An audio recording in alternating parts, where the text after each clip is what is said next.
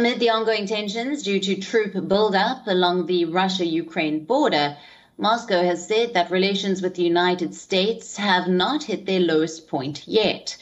Russia's Deputy Foreign Minister Sergei Ryabkov added that security proposals that Moscow has made can help to ease tensions.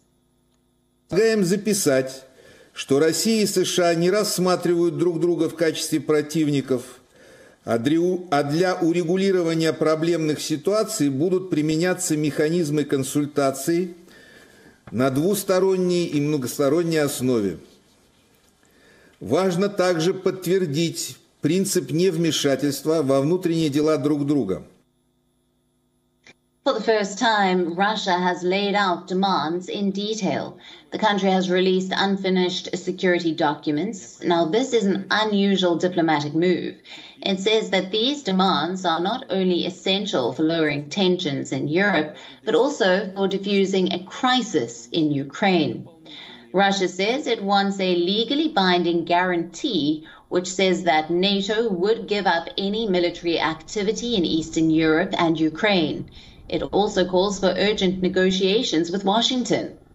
White House National Security Advisor Jake Sullivan said that the United States is prepared for dialogue with Russia over its security demands.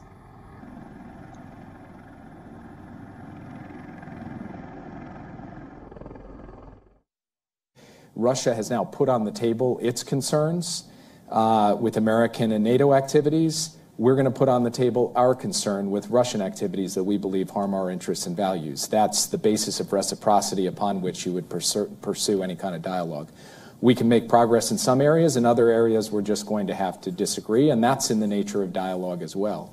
But fundamentally, our strategy is going to be to coordinate closely, to have allied unity, and then be prepared to sit with Russia and respond positively to the idea that we can have a discussion in the appropriate format on the principle of nothing about you without you, and see where it takes us.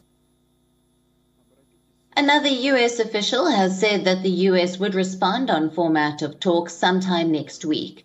The official added that Russia should know that parts of the proposal will be unacceptable to Washington. Demands mention that Washington should block NATO membership of any former Soviet country. It also says that the U.S. should not establish military bases in ex-Soviet states.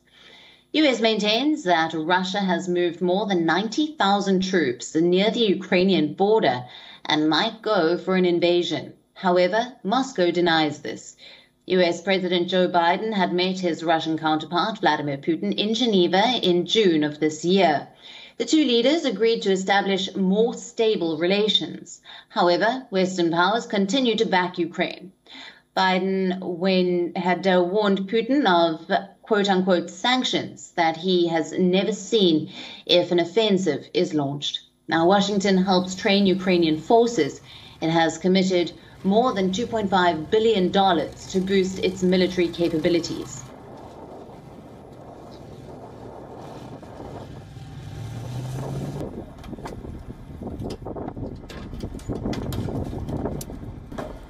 WION, now available in your country. Download the app now. Get all the news on the move.